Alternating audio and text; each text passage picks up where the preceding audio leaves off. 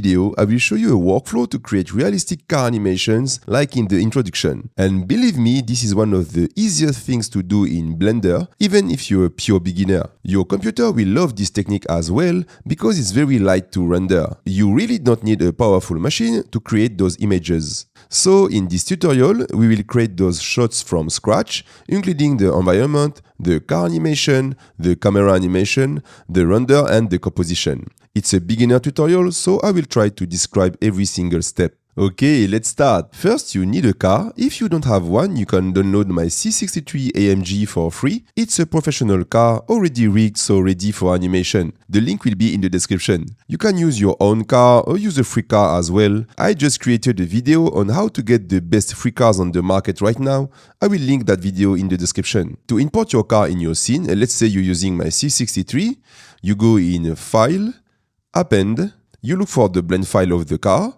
and double click, then you go in Object, you press A to select everything, and Append again. While we have the car selected, let's move it in a new collection. So you press M on your keyboard, New Collection, let's name it Car, or maybe Main Car, and Create.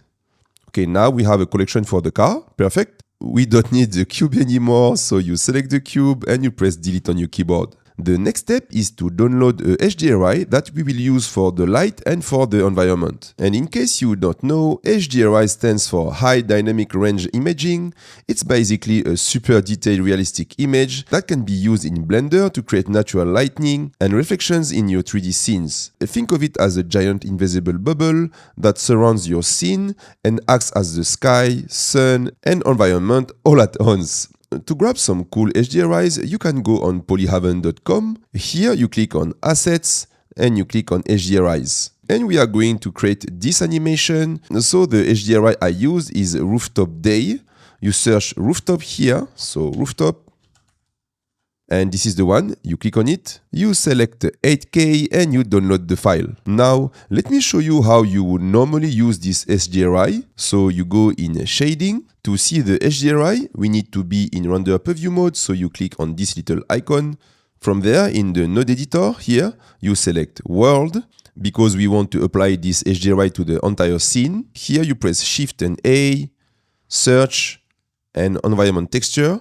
You plug this color to the color, you click on Open, and you search for the rooftop file. So here it is, Open Image, and that's it. We have the HDRI in your scene. As you can see, the lighting is very good, all the reflections are there, but the main issue we have is our car is floating in the air. It's not really sexy and not realistic at all. So let's delete that.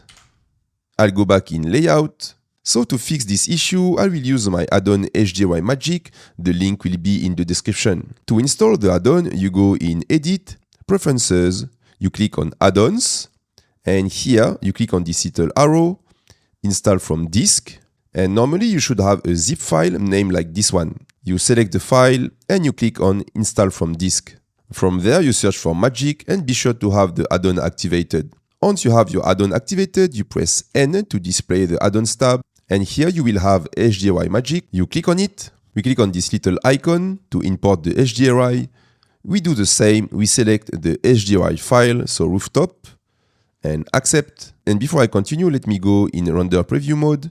So I click here. Now you click on Make DOM. And magic, our car is integrated in the HDRI. To do the trick, the add-on is projecting the HDRI on a dome with a flat ground. So we have this feeling that our object belongs to the photo. Now to fix the scaling issue, we will play with the dome radius here. You take a reference in the image, for example this parking here, and you change the radius until you have a realistic scaling. 18 looks pretty good for my case. Look at this beautiful integration. As I told you, it was super easy to set up. Now we can take care of the camera animation. So if you don't have a camera in your scene, you just add one, Shift A, you go here in camera, and that's it. You have a camera in your scene. Now we can decide a camera framing. So just move in the viewport until you have something you like. I think I will go around here. And when you're happy, you press Ctrl, Alt, and 0 on your numpad. That will put your camera at this exact framing. It doesn't have to be the final position because we will adjust that in a few seconds. And what I like to do from there, with the camera selected here, you press I on your keyboard, and here it will add a keyframe for us. This way, I will not lose my angle by moving the camera accidentally. So if I do that, and then I go back in frame 1, I still have my original position because it's recorded in the keyframe. And the size of the camera here is a little bit small, so to adjust that, you hold the control on your keyboard and middle mouse button and up and down. So I will go something like that. So now, the thing is, if I try to adjust the framing, it's taking me out of the camera view automatically. But we don't want that. We want to stay in the camera view to adjust the framing. So you press 0 on your numpad to go back in the camera view, and you click on this little lock icon. Now I can freely adjust my camera angle, and if I want, I can press 0 again to go out. For this first animation, I want my camera to be in front of the car, so I will move it around here, something like that. And I know that at a point I will do a small rotation, so I don't want to see this car. So let's cheat a bit. In HDRI Magic, I will change 18 to 26. So now I have more room to play with. And because I did that, my car is a bit smaller. So let's scale it up, something. Once again, use the parking to check the scaling. Yep, it looks good to me, something like that. Let's move backwards. Now let's position our car. So you select the car rig and R and Z to do rotation on the Z axis. Yeah, something like that is cool. Let's move it around. So G, Shift Z. And maybe we want to be around here. Now I click on the camera to adjust the framing until I have something I like. So maybe something like that. Let's lower the camera around here. Okay, this first shot is pretty cool. So I will click on my camera here again, and I press I to update the keyframe. So now I can do whatever I want. I will have my framing recorded. We still have this issue, but don't worry, we will use a car to hide this. And here I noticed that the ground is a little bit too high. So we can fix that a little bit using the Y rotation here on HDRI Magic. So if I go, for example, 1 degree, you see, it's flattening the sphere here. So let's go for 2 degrees. Yes, that's pretty good for me because if I go higher, I think we will have too much deformation. So let's go for 2 degrees. So we do have that. Now let's take care of the shading because I want my car to be black and I don't want those lights. Click on shading and we go in a render preview mode. And to fix the different material, what I like to do is to create a plane to apply those materials. Okay, so you go in collection, Shift A and mesh plane. You move this plane here, and don't worry, we will delete this plane later. So here, for example, for the light, you select the plane, then you search here for light, and we have the light here. And for the light, we want 0 for the emission, so now we have 0, that's cool. And now for the color of the car, let's do some cleaning. So with the plane selected, you search C white. And from here, let's do some cleaning. We don't need all that. That was just some options. We don't need that. And we don't need that. Okay, so for the color of the car, you click here on color. And I did use this value. You can copy it if you want the same color. And for the roughness, I went to 0 because I wanted some reflections. Okay, cool. I have a beautiful black car. Let's go back in layout. And I think we could make this pose a little bit sexier if we turn slightly the wheels. So I will press 0 to go out of the camera view. And I will click on the rig. I will go in pose mode, so Control and Tab. I will select this control, the green one.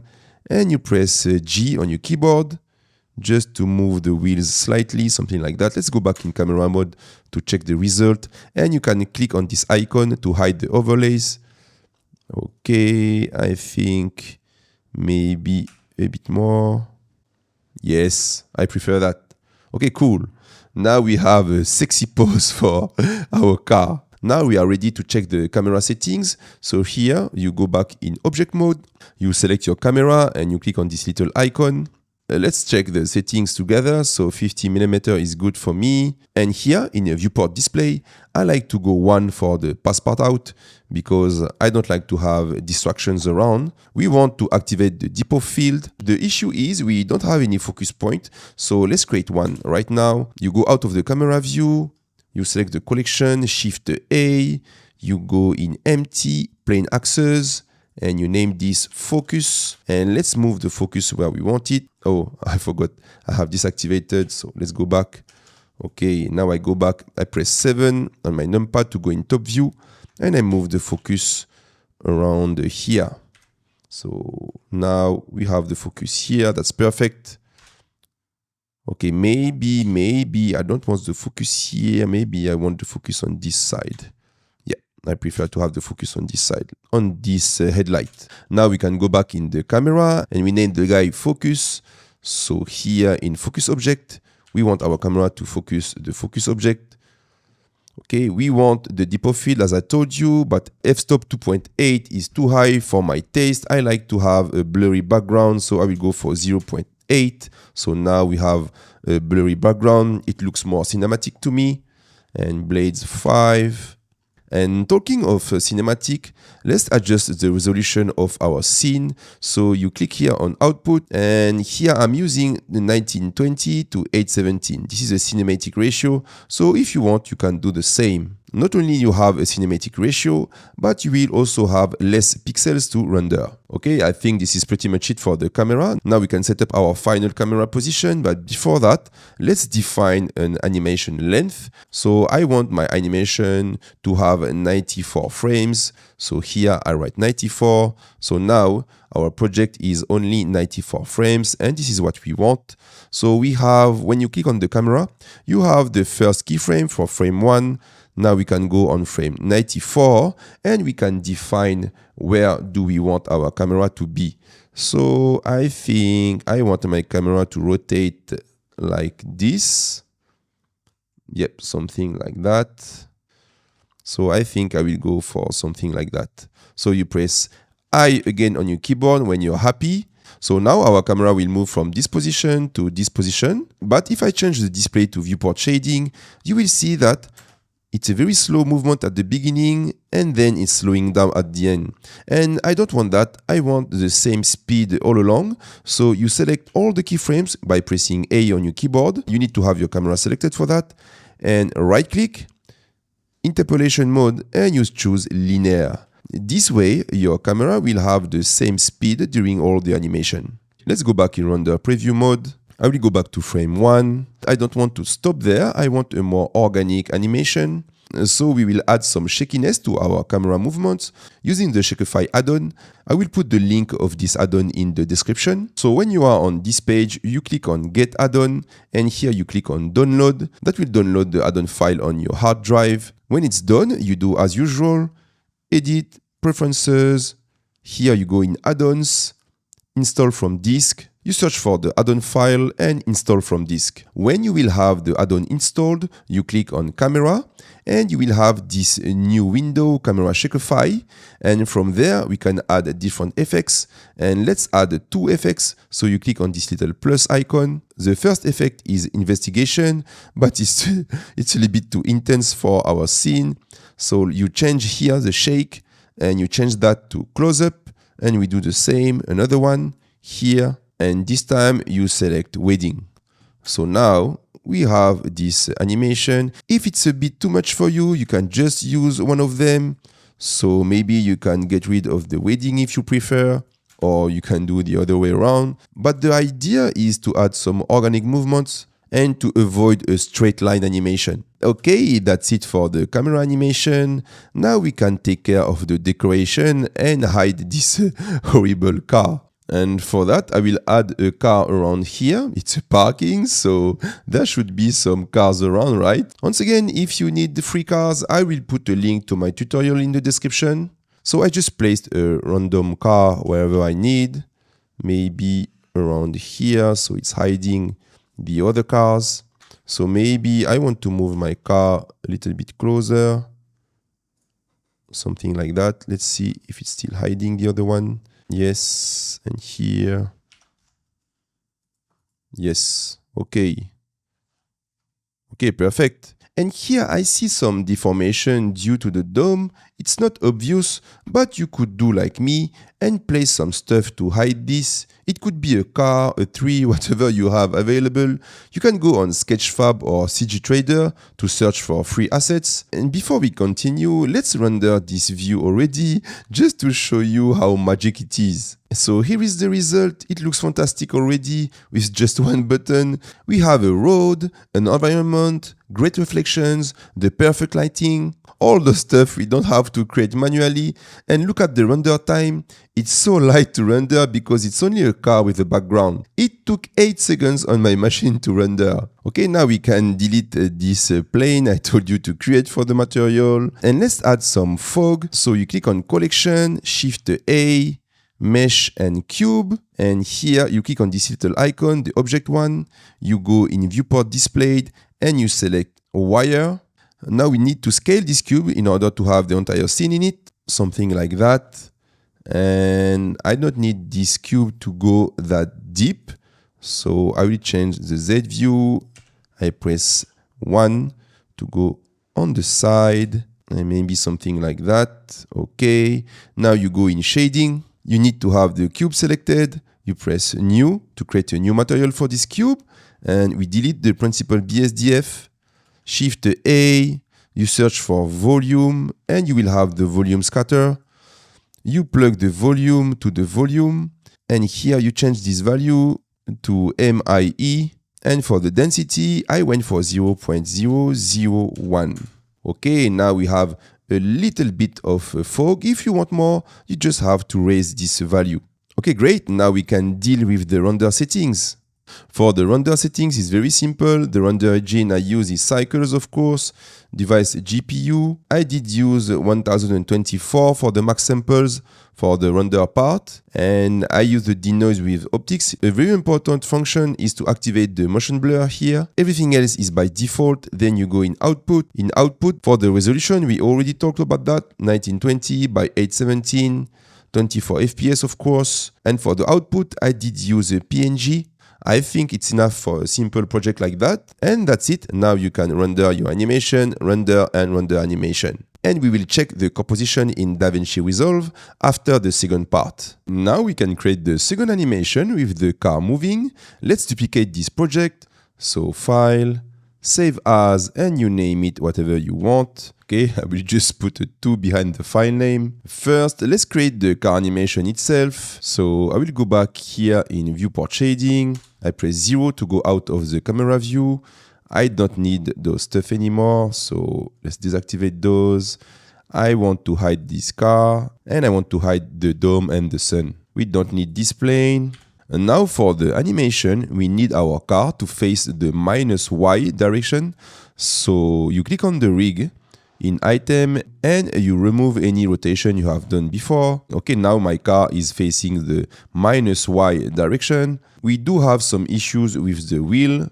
So let's click on the rig, Control Tab to go in pose mode. And here you remove these X movements. Okay, now everything is lined up.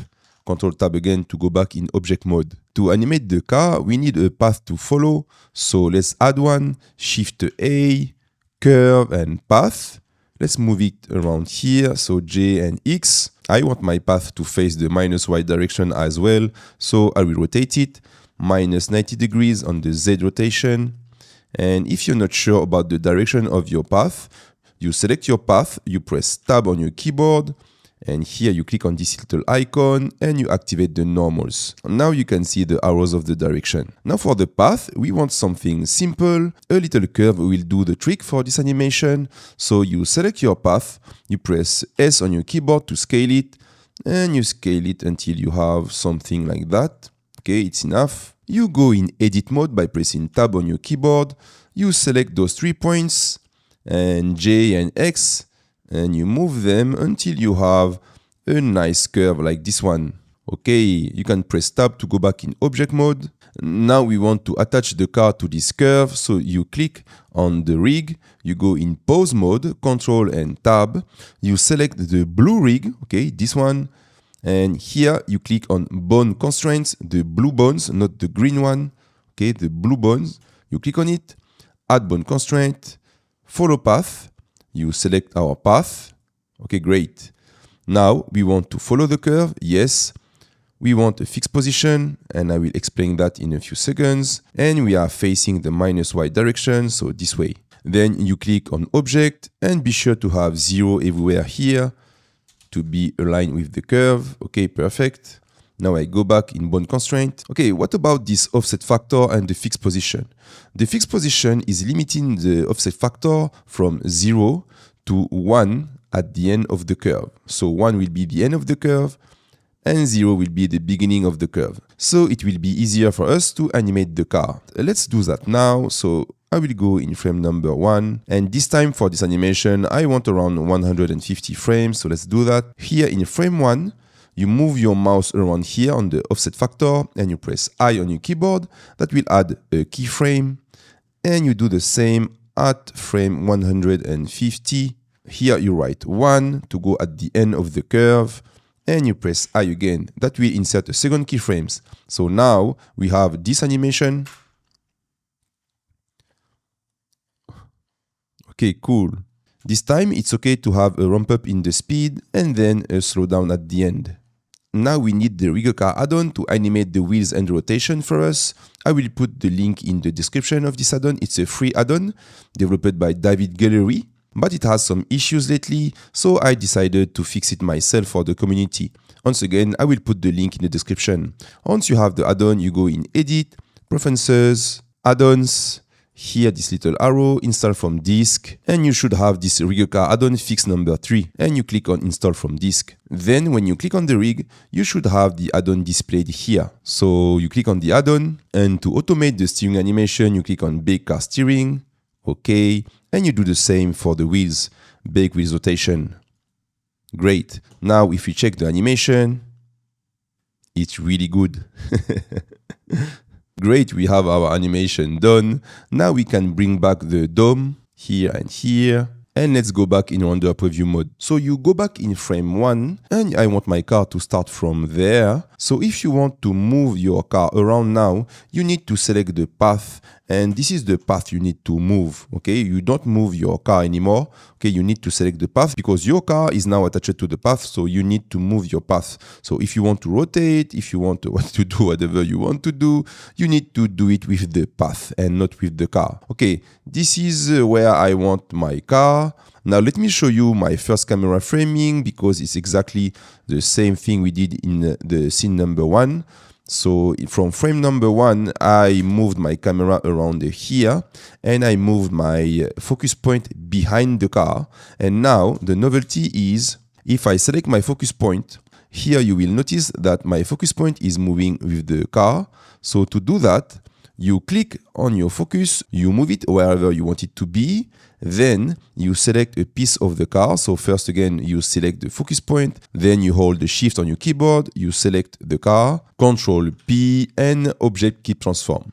Okay, I will not do that because I already did it. And then your focus point will move with the car. So let's go back to the camera framing I choose for this shot. And for the final position of the camera, finally I went to 170 frames. But as I said, I will only use 150. So here you can see the camera slightly moving. So this is position number 1 for the camera. And this is position number 2. Okay, there is a slight movement of the camera. Let me add an object so you can better see the movement of the camera. So I'll just go here. And let me add this thing here. So here, you can better see the movement of the camera. It's very subtle, but it's moving slightly here on the left side. Okay, the camera animation is done.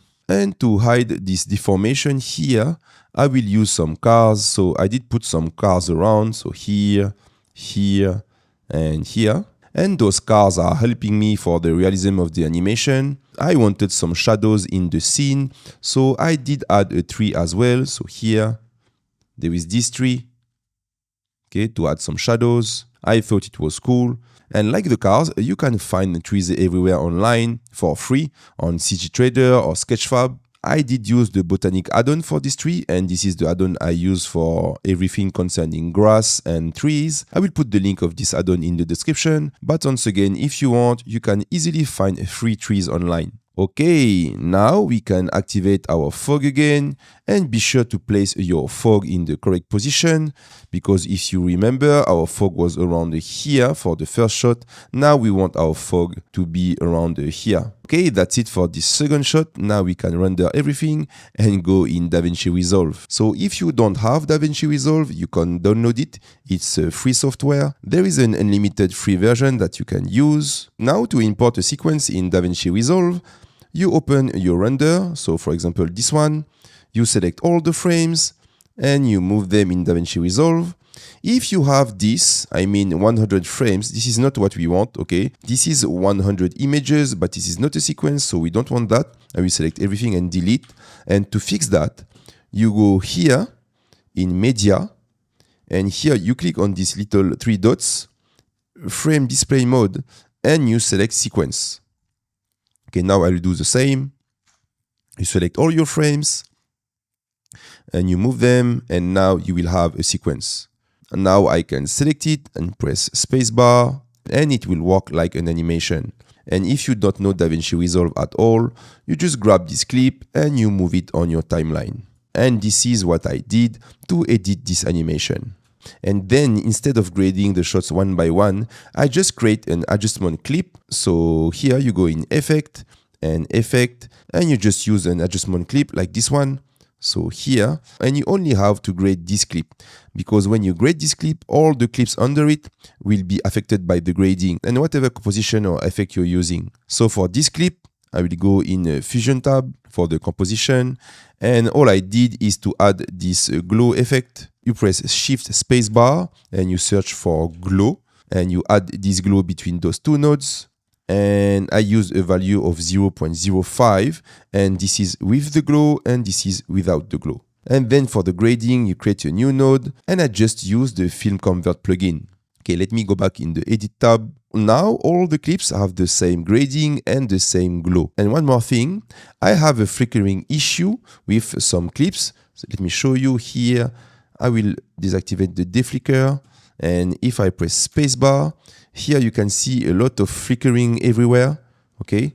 And to fix that, I did use here in OpenFX, you have a function, deflicker. You just drag and drop this guy on your clip. And now if I activate the deflicker, it's fixing my main flickering issues. Okay guys, that's it for today. Don't hesitate if you have questions. I talk to you soon. Bye bye.